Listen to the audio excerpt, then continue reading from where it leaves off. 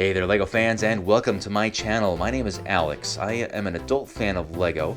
I have enjoyed collecting LEGO for a good 30 years now, and in this video I'm going to attempt to do a complete overview of my LEGO city, which encompasses the majority of my basement. A basement which is actually dedicated 100% to the hobby. Now there's a lot to show in this video, so let's go ahead and get started.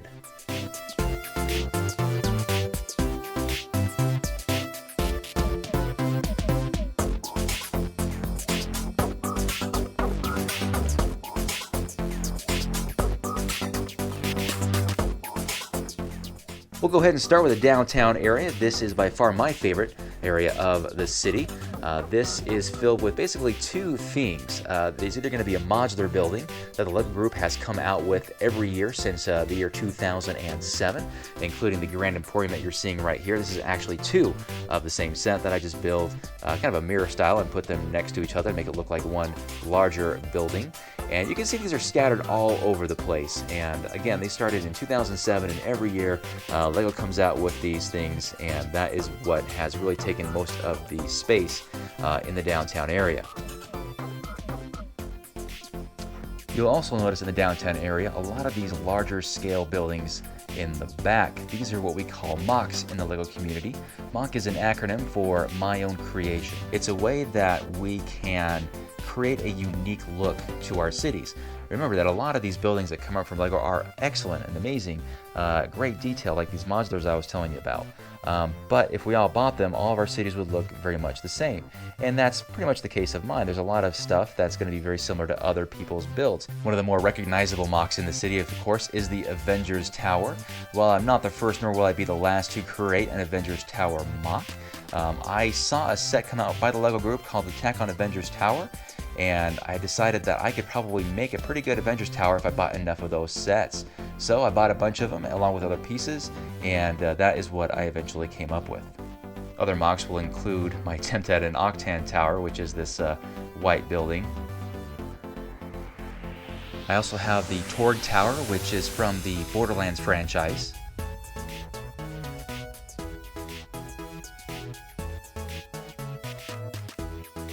Mike's Tower, which is named after my dad.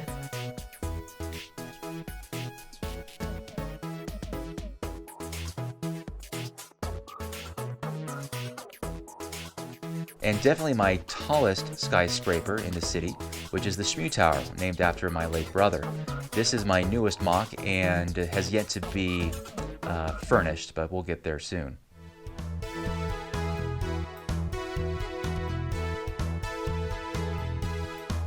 And the last large-scale MOC in the city is this large white building, which is the Minneapolis City Hospital.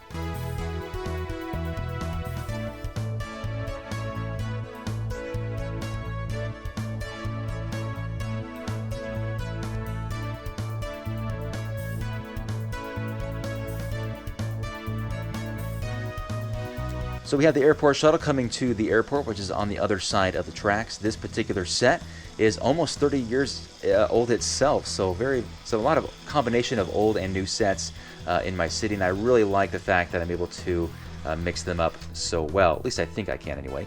So there's the end of the line station. That is a MOC station for the airport, and the airport building itself is a MOC that's built out of, believe it or not, 3 real airport LEGO sets. Put them all together, made my own interior on that, but we're not going to get into the interiors. This is just an overview. We'll just look at the outside of everything. But we have the loop here. You can drive around, be dropped off by taxi. Yes, you can drive here yourself. There's a little ramp right here. That's a little bypass from the downtown area itself, or you can go and access it from downtown by crossing the tracks right there.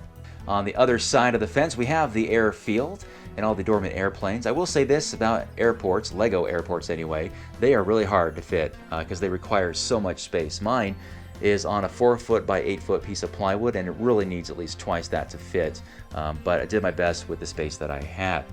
There is a dedicated fire station and a little fuel station there for the airport. So that section of the airport and the downtown area are the sections that are elevated. Everything else is on a lower platform.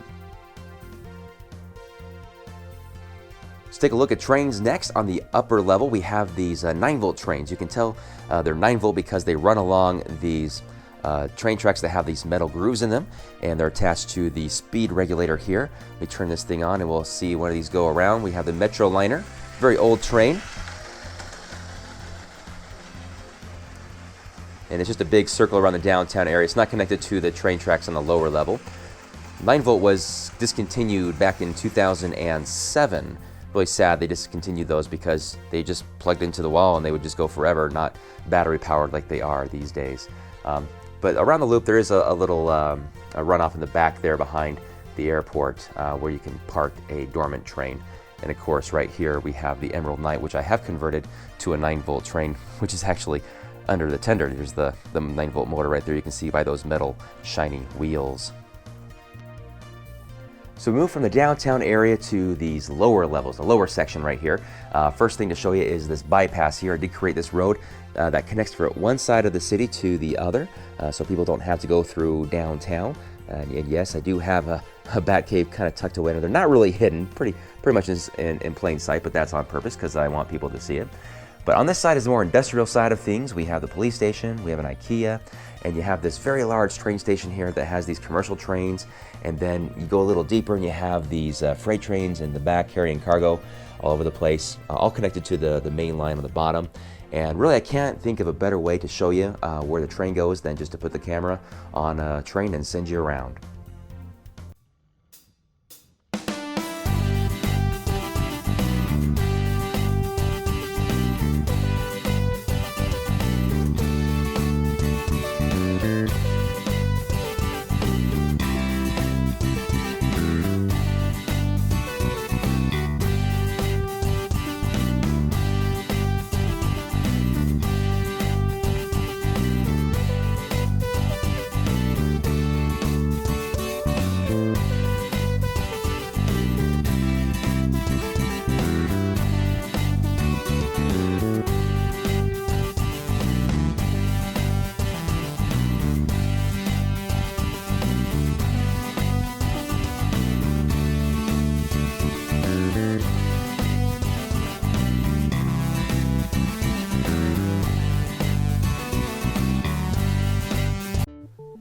This end of the city where the ocean is what I like to call the 1990s part of the city. A lot of the sets over here are from that decade.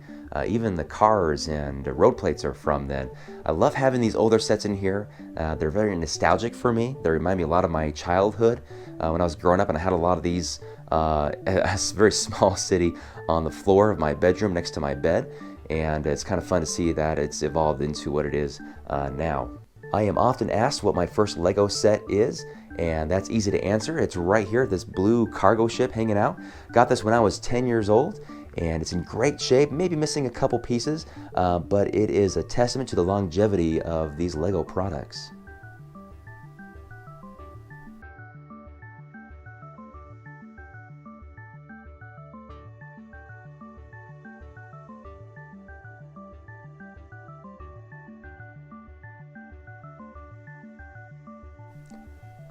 I did create a little bit of an underwater world just because I had some aquanauts and aqua sharks that I had in my collection, so decided to bust them out and give them their own little spot right here, put some LEDs up, and this is definitely easy access for my now 6-year-old son.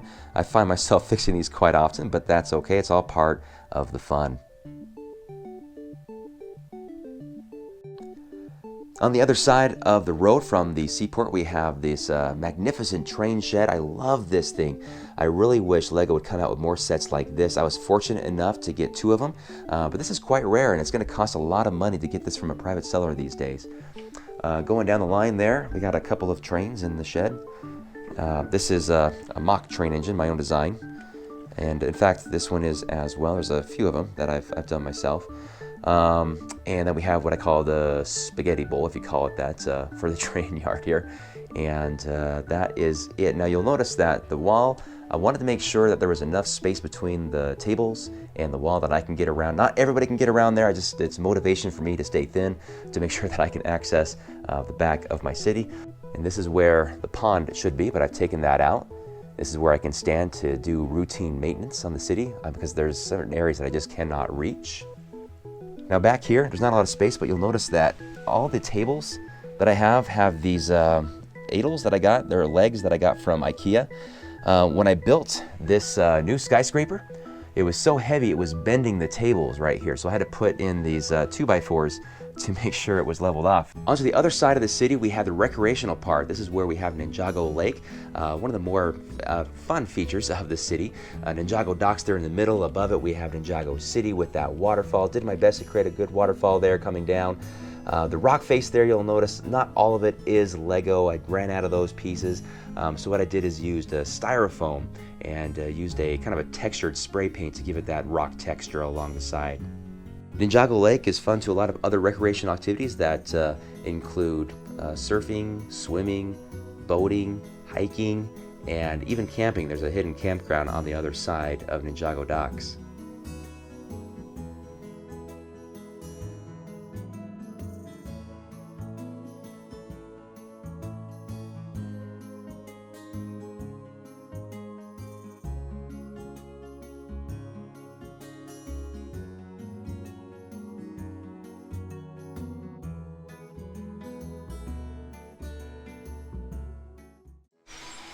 The next section is the amusement park. This is by far the more automated part of the city. We have the airport shuttle cutting through here. We have this awesome roller coaster from the Lego group working here in the back.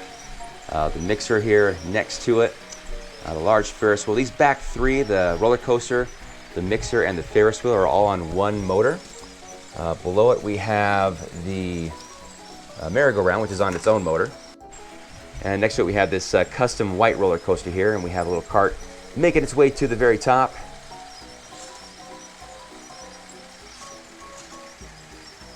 Not as fast as the other roller coaster, but still pretty fun. We also have the bumper cars here. This is the only ride that's not quite automated. I'll maybe work on that some other time, but here we have the bumper cars ready for people to get on and start bumping into each other with. So behind the amusement park, we can kind of show you how all the magic happens. Here's the contraption that makes these back three work. I got a battery box right here, and there's a large motor right here from Power Functions. Just push this button.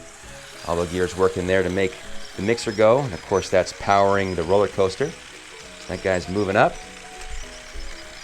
And then you have these Technic elements running all along to power the Ferris wheel.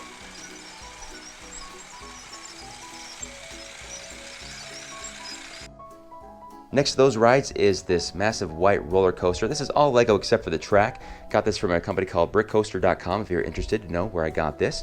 But this is actually powered by a speed regulator is how I got this all set up. Same regulator I use to power my train. To turn this thing on, it starts all the gears, and these two carts start to move around the track.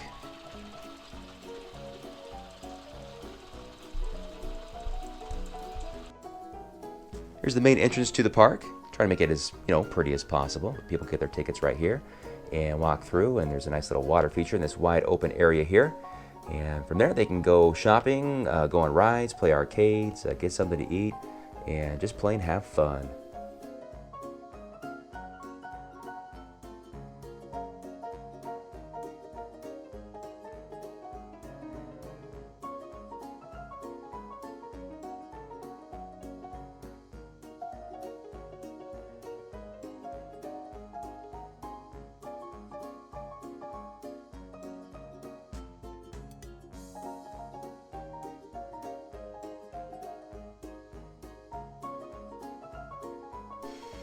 The last section in the city is the residential area.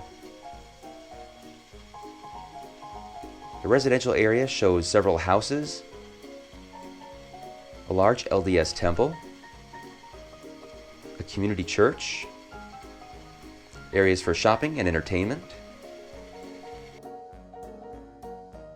a gas station, a sports venue, emergency treatment center and police station, a train station, a school, and a very large Vestas wind turbine.